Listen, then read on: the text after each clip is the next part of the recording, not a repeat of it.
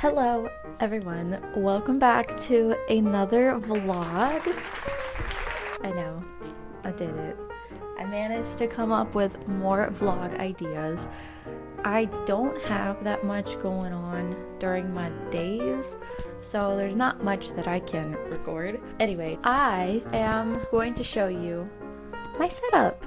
This is the setup that I use when I'm streaming on YouTube, Kick, and Twitch.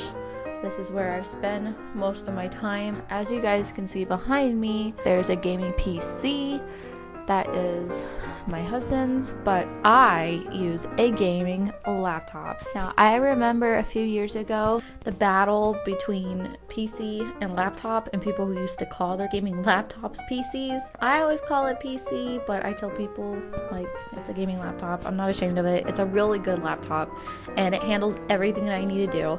I figured why not just go over what my setup looks like. It was a couple years ago, back in 2020, I had the absolute bare minimum for a gaming laptop. It was an Asus ROG.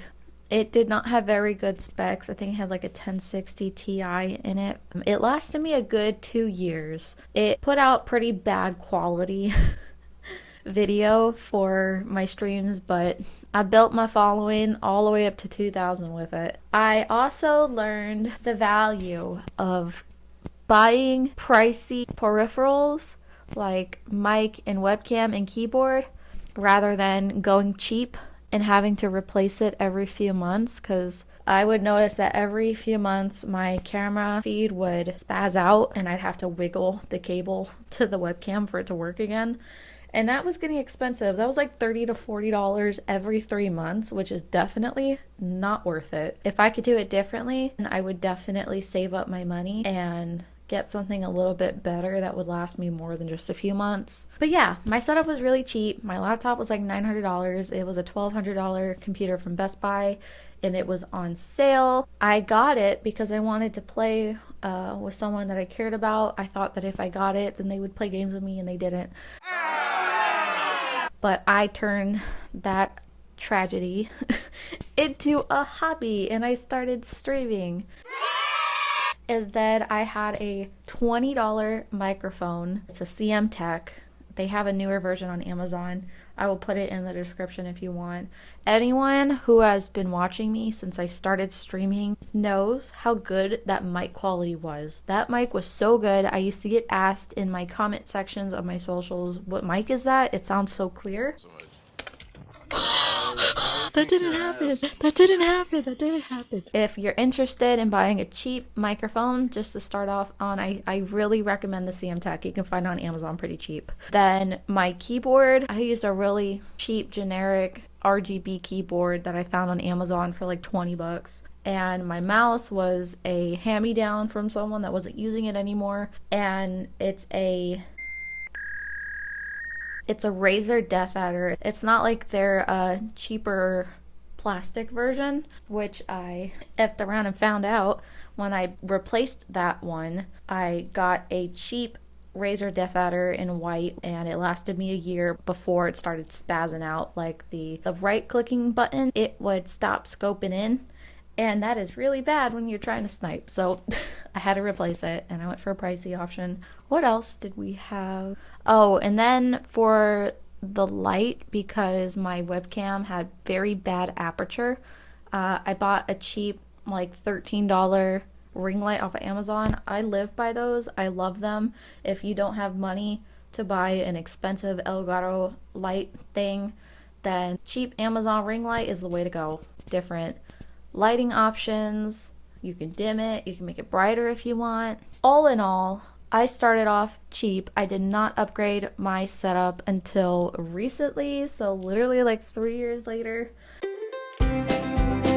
That's what I'm going to show y'all today. I gave you guys a little background of what I used to use, and now I'm going to show you guys what I use currently on stream. Don't mind the wires. I don't really have a way to hide my wires, so yeah, let's get into it. So this is my laptop, 16 inches if I'm not mistaken, 16 or 17, I don't remember. But I decorated it with little stickers that are easy to take off, and it's got the little Asus Tough logo on it. It's pretty lightweight. There is some resistance when opening the laptop, which is nice. I have flown on many planes and traveled with this, and it has survived all the trips. It's very tough. We have 16 gigabyte RAM. My CPU is a 12th gen Intel Core i7. One of my GPUs is the Intel Iris graphics. I think this one's the integrated one. And then I have a NVIDIA GeForce RTX 3060. This thing is a beast. I can do so much on it without the operating system crashing. I don't have many issues with my graphics. It does have GeForce on it. Don't mind, I got all these apps here, I know. The GeForce experience is what I use to update my drivers. Armory Crate, which, I don't know. Armory Crate on here is pretty buggy. I don't know if it has to do with the laptop or the software itself, but it always says it's updating and it never does the update. But that's not really important. And then the keyboard is also RGB. You can change it to different colors. I just keep it on that blue setting. I think it's really pretty, but I don't really use it. And it also has a 144 hertz adaptive sync monitor. I think it's called refresh rate. If you're playing fast-paced games and the frames change really quickly, it doesn't leave like the shadow of the previous frame on the screen.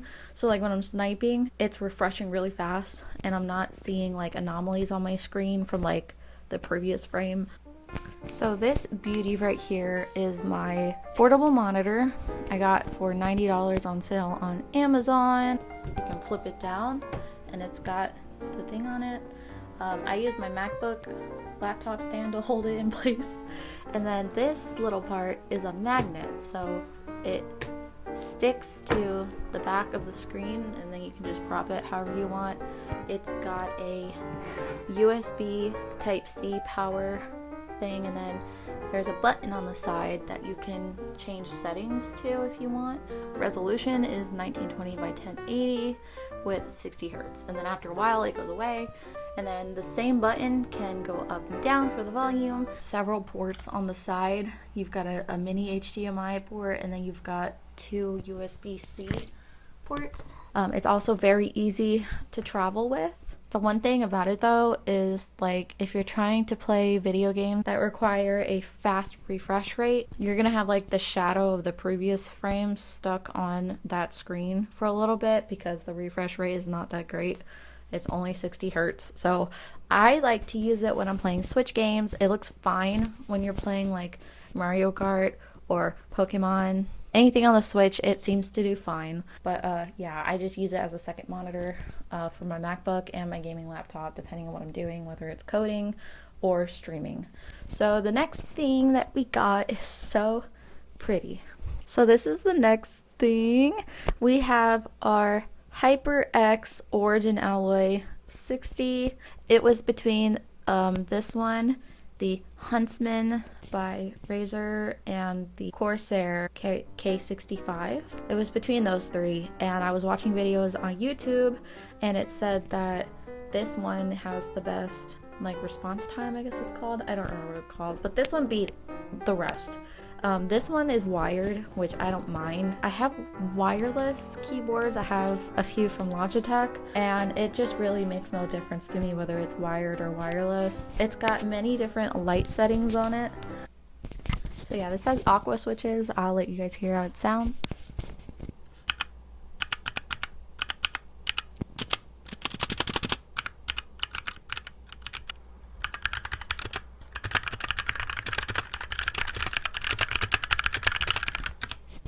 So yeah, it's very satisfying to type with.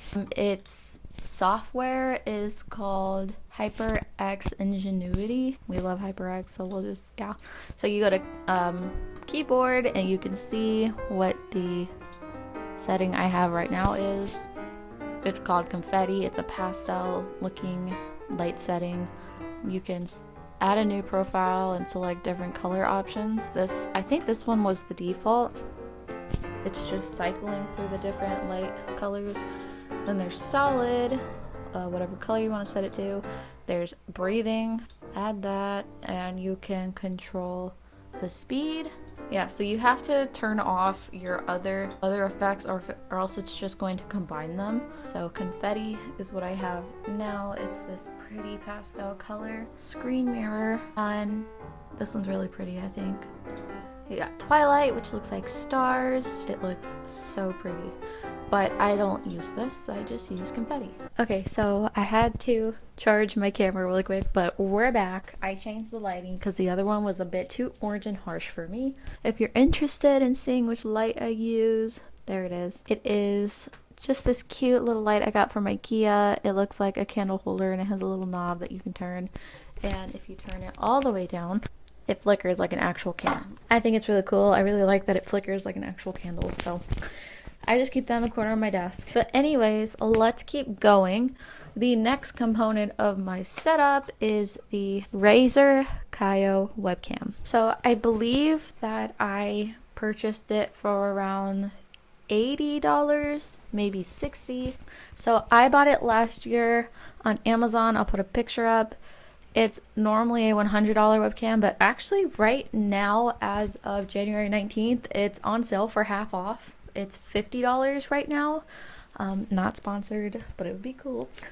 But yeah, it's the Razer Kaio streaming webcam, 1080p, 30 fps / 720p, 60 fps. It has a ring light with adjustable brightness, a built-in microphone, which I don't use, an advanced autofocus.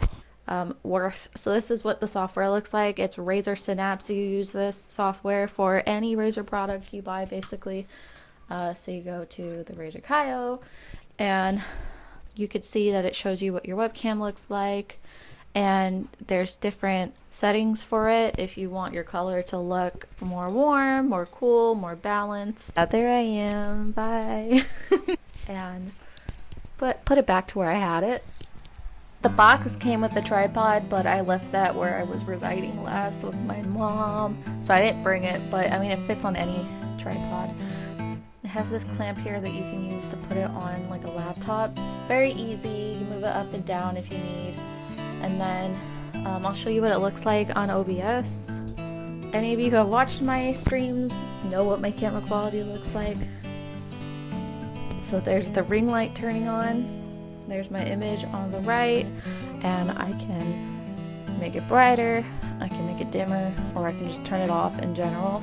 It has pretty good aperture if you just want to use like your room's lighting instead of having the ring light on, but I just think the ring light just makes the camera quality so much better. So if you use 720p, you'll get 60 fps. If you use 1080, you'll get 30 frames per second.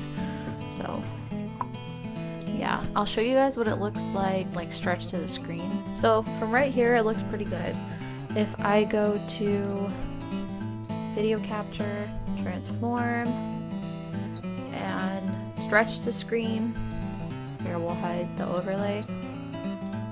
This is what it looks like. You can kind of see the pixels from the resolution being stretched, but not too much to where it's like a deal breaker. And then if we do transform fit to screen, it'll turn it into this. Again, you can still see some of the pixels in the background, but again, nothing too terrible.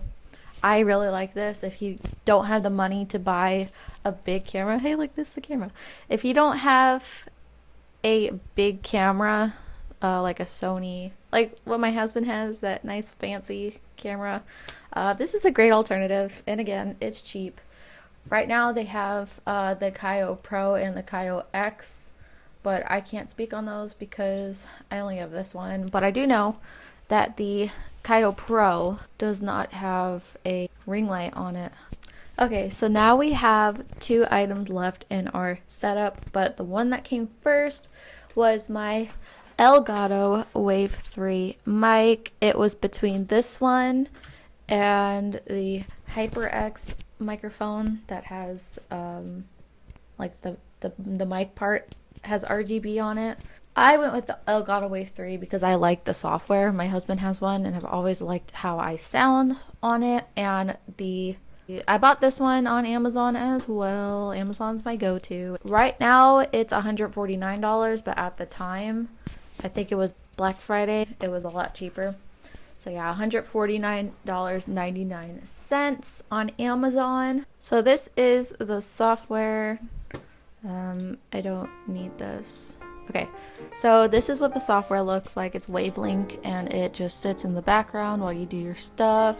The port on the microphone is USB-C, and I have it plugged directly into my laptop because it needs that stronger connection.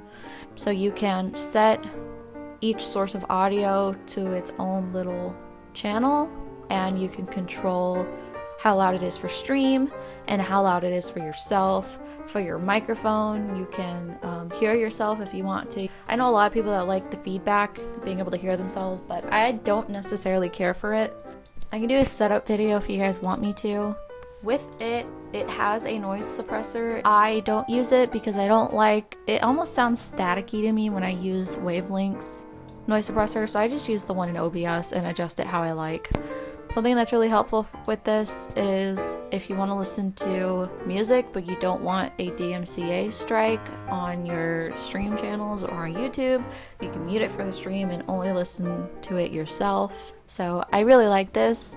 The only con I would say is that you can't connect a Bluetooth headset to it. It has to be wired. Although I'm not sure if you could just put a Bluetooth adapter with a 3.5mm jack into the microphone like that. I haven't tried it. You've got the different settings for like the gain and the input and whatnot. If you just click it, you can mess with the settings this way, and then of course tap the top, mutes it.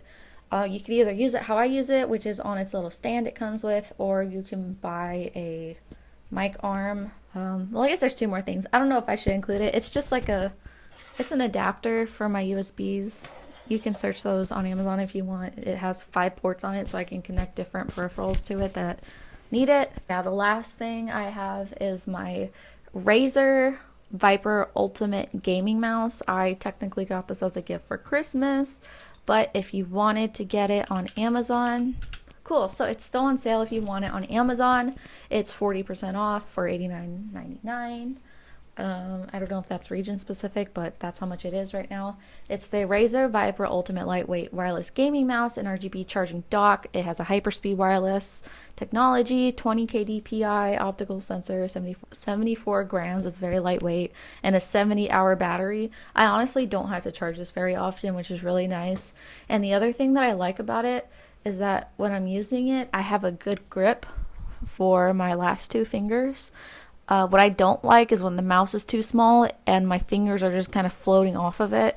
I feel like I don't have a good grip on the mouse, and I find it hard to snipe in my games like that. Well, I mean, not even just sniping, just FPS games in general. It's just not comfy.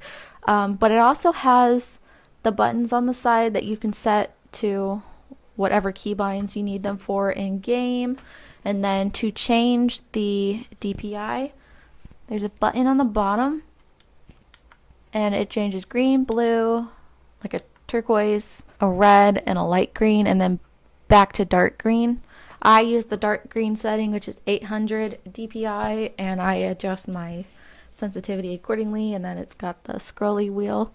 You can click the center rail just like pretty much any other mouse. It's got this really pretty RGB light on the mouse itself, and the dock also lights up around this. Yeah, so the mouse itself is wireless. You put the USB that it comes with into the dock and plug the dock via USB into your computer, and that way you can charge it and have it connected wirelessly. Okay, so we go into Razer Synapse again, and there is 2 different devices. The dock and the mouse are considered 2 separate devices. You can see my battery percentage for the mouse is 61%. So you can click on it, you can set it to, yeah, so you can set it to left-handed, you can set it to right-handed. I'm a lefty, but I use my mouse right-handed. I use my left-handed mouse settings if I'm playing like Minecraft. So you can change this if you want. From standard to hyper shift, and then you would save the profile that you have. You can also export this setup, I guess, to any other device that uses them. I really don't know what you would use export import for. At the top of the software, you have different options you can select, like performance, lighting, calibration, power. My sensitivity is set to stage 2, which is 800 dpi. I guess the red stage, which is stage 1, that little button on the bottom of the mouse I showed you, that's the lowest, that's set to 400, but you can change what the DPI number is for each one in the software. You can also choose how many different stages there are, like how many times you would click on that button to change the DPI between 2 and 5. Polling rate, I don't mess with this, but the hertz of data I have is 1000. Next we have lighting. You can change the brightness of the lighting. I have mine at 30. That's bright enough for me. Switch off lighting, so like if your PC is in sleep mode, it can turn the display off or it can just stay on. You could also set it to, if you leave the mouse idle for a certain amount of time, it'll turn off the lighting on the mouse. You have different effects: audio meter, breathing, reactive, spectrum cycling, static. Static is just one solid color. Spectrum cycling is what I have it set to, where it cycles through different colors. Reactive is when it like lights up when you click it. Breathing is like pulsing. And then audio meter, I like spectrum cycling, and you can select the colors and whatnot. And then you have advanced effects if you want to install Chroma Studio, but I do not. Calibration, they have smart tracking and manual calibration. I don't mess with this. I have it on smart tracking and it's set to 2. And then you have power, so that it can turn off when idle for a certain amount of minutes. I have mine set to 5. And then low power mode, if the battery gets below a certain percentage. I have mine to enter low power mode when it gets below 30. I've only had to charge my mouse once since I got it, and I've had it for almost a month now because I got it for Christmas. So yeah, that's really nice. And then of course you have the dock settings. You can set it to have the same lighting as your mouse, or you can change it to battery level, which it'll change colors from green to yellow to red depending on the battery level on the mouse, so that's really nice. Yeah, you can change the brightness, you can switch it off if your display is turned off. Yeah, that is all for my setup, what I use for stream. My setup is probably $2,000. My laptop wasn't too expensive. So yeah, my gaming setup isn't too expensive, but everything that I have, I'm so grateful and blessed to have. It's definitely an upgrade. We're 3 years into streaming, and this is what we have now.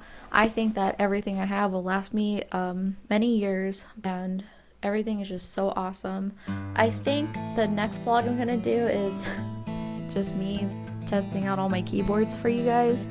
I have about 4 with me right now. I use them for different things. Oh, I forgot to show you guys this in my last video, but it's the perfect length for my desk. It's not too wide, it's not too long, but it has just enough room for me to play using my arm rather than my wrist. Fits everything perfectly, and it has flowers and moths and a moon on it. And I got it on Amazon for Christmas, so I'll link that below too if you want it. I guess that counts as part of my setup. My next vlog is going to be typing on those keyboards for you guys and letting you guys know what my experiences were. I think I will also review my mice that I bought and what I think about them now that I've used them for a while. Also some ASMR sound tests on those. Again, everything will be in the description if you want it. I will put the low budget components in the description along with the ones that were more pricey. I guess that's all. If you want to be a part of the bunion community, that's what my community decided to name themselves, and we went with it, then subscribe if you want more vlogs. Definitely subscribe. I will be doing more of them. All of my socials are in my link tree. I will have that below as well. Thanks for watching this week's vlog and for believing in me. I love you guys so much. Bye!